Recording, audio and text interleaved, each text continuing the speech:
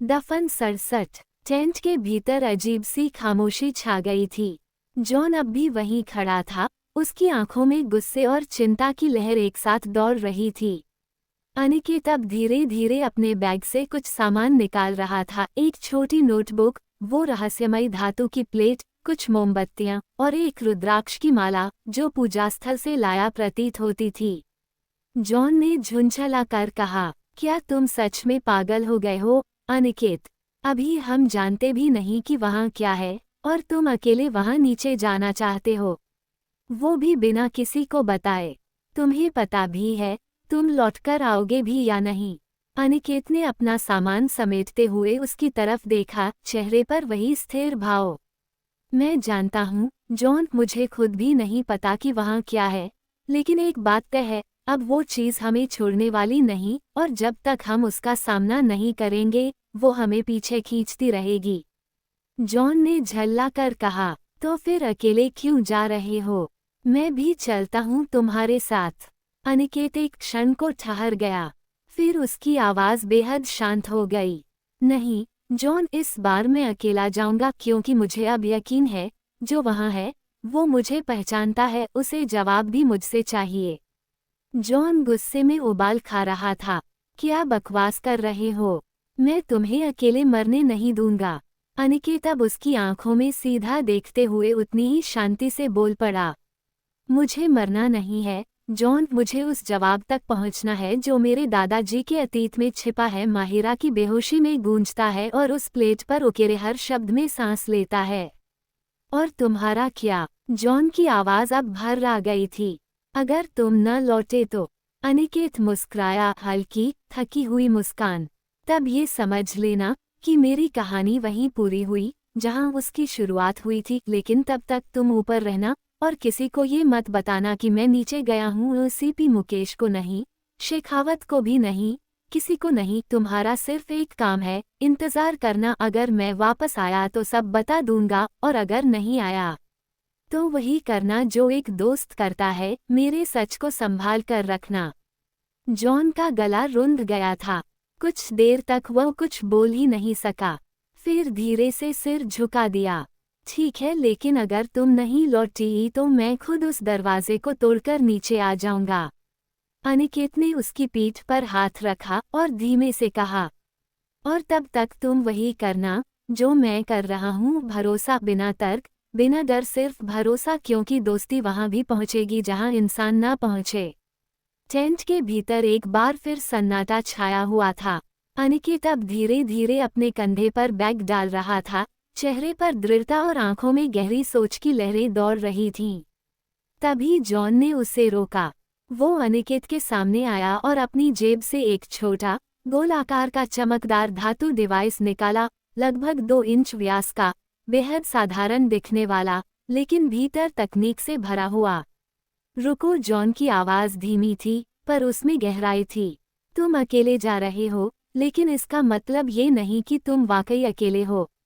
अनिकेत ने उसकी तरफ देखा, उसकी आंखों में सवाल था। जॉन ने वो डिवाइस उसकी हथेली पर रखते हुए कहा, ये दिखने में बस ट्रैकर जैसा है, लेकिन असल में ये रेजोनेटिव फील्ड डिवाइस है। ये मेरी तरह तुम्हारे साथ चलेगा, तुम्हारे कानों में मेरी आवाज़, मेरे अनुभव, मेरी चेतावनियां बनकर। अगर तुम किसी अलौकिक संपर्क में आते हो, ये डिवाइस तुम्हारे शरीर की ऊर्जा तरंगों को रीड करेगा और खतरे की स्थिति में तुम्हें संकेत देगा। और सबसे खास बात, ये तुम्हारे और मेरे बीच एक सीमित मानसिक संपर्क भी बनाए रखेगा। अगर तुम्हें कुछ समझ न आए तो बस इसे 2 बार दबा देना, मैं महसूस कर लूँगा। अनिकेत उस डिवाइस को देखता रहा, उसकी धड़कनें कुछ देर तेज हुईं। जॉन, ये तो तुम्हारा प्रोजेक्ट था, अथॉरस।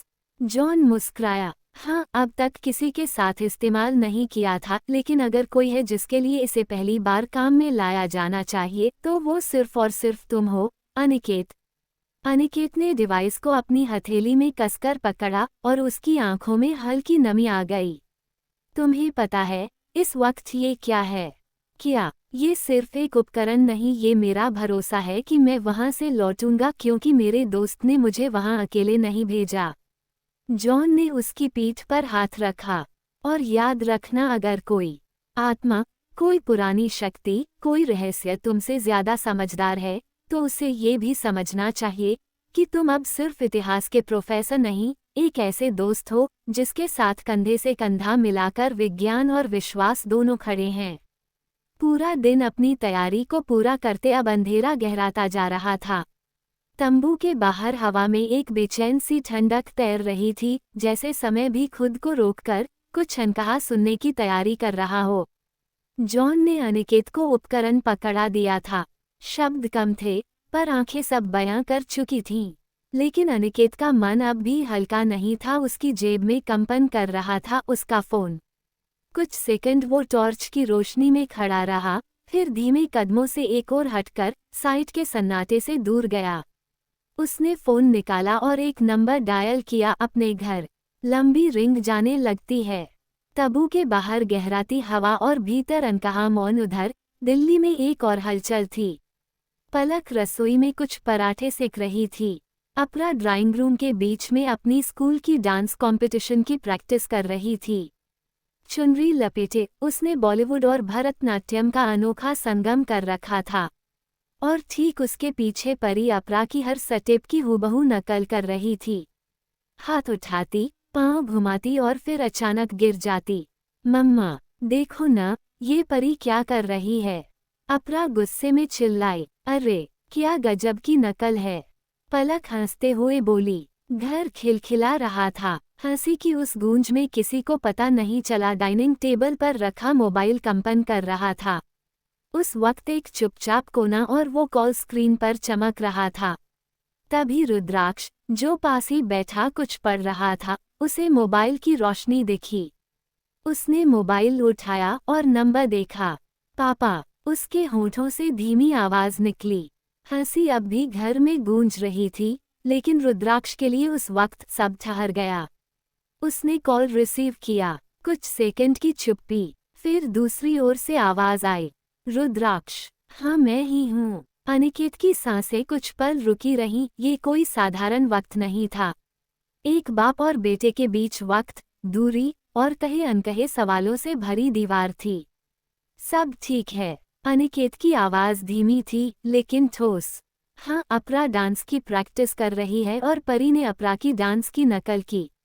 रुद्राक्ष का लहजा वैसा ही था, सधा हुआ, शांत। फिर एक लंबा मौन। अनिकेत ने भी आखिर मन का कह दिया। तुमने फोन उठाया, अच्छा किया, मैं बस एक बार सुनना चाहता था सबकी आवाज। तभी अपरा वहां दौड़ती हुई आती, मोबाइल रुद्राक्ष के हाथ से ले लेती है। पापा, उसका सर चहक रहा था। कैसी हो बेटा? आपकी आवाज में थकावट है पापा, रुद्राक्ष ने बिना लाग लपेट कहा। अनिकेत चौंका नहीं, मुस्कुराया। तुम अब बहुत कुछ महसूस कर लेती हो, बिना कहे। फिर अचानक अपरा ने पूछा, क्या आप फिर किसी रहस्य में फंसे हो पापा? अनिकेत ने लंबी सांस ली। हाँ, और शायद इस बार मैं खुद एक रहस्य का हिस्सा हूँ। क्या इस बार आप अकेले जा रहे हो? पापा, इस बार मैं भी चलूंगी आपके साथ। नहीं बेटा, अकेला नहीं, तुम सबकी याद साथ है और ये वादा रहा, वापस लौटूंगा। मैं इंतजार करूंगी, आप जल्दी नहीं आए तो मैं खुद आ जाऊंगी आपके पास। अनिकेत की आंखों से एक बूंद ढलक गई। मैं वादा करता हूँ बेटा। अनिकेत की आंखों में नमी छलक आई। कितनी मासूम बात और कितना भारी वक्त। अब तक आवाज सुनकर पलक आ जाती है। दूसरी ओर पलक की आवाज आई। अनिकेत जी, सब ठीक है न? इतनी रात को कॉल। अनिकेत ने एक लंबी सांस ली। वो आवाज जो उसे जीवन देती थी, आज उसे रोक भी रही थी, पुकार भी रही थी। सब ठीक है पलक, बस तुम्हारी और बच्चों की आवाज सुननी थी।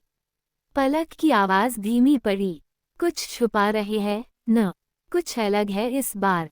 अनिकेत ने आंखें मूंद ली। हवा में एक गूंज थी, जैसे वक्त भी रुक गया हो। पलक, अगर कभी कुछ अजीब हो, अगर मैं कुछ देर से कॉल करूं, तो बस इतना जानना कि मैं तुम सबसे बहुत प्यार करता हूं, बहुत ज्यादा। पलक की आवाज कांप गई। क्या तुम किसी खतरे में हो? अनिकेत ने खुद को संभाला। नहीं, खतरा नहीं, बच्चों का ध्यान रखना। दूसरी ओर अब सन्नाटा था। फिर धीमे से पलक की आवाज आई। हम इंतजार करेंगे आपका। कॉल कट गया। अनिकेत वहीं कुछ सेकंड तक खड़ा रहा। जॉन पास आया, कुछ नहीं कहा, बस एक हाथ उसके कंधे पर रखा। अनिकेत ने एक आखिरी बार आसमान की ओर देखा, वहीं जहां चांद धीरे धीरे बादलों के पीछे छिप रहा था। चलो जॉन, अब देर नहीं करनी चाहिए, ये सफर अब मेरा है। कहानी आगे जारी रहेगी। कहानी पसंद आने पर लाइक करें, सब्सक्राइब करें और अपने मित्रों से साझा करना न भूले। धन्यवाद।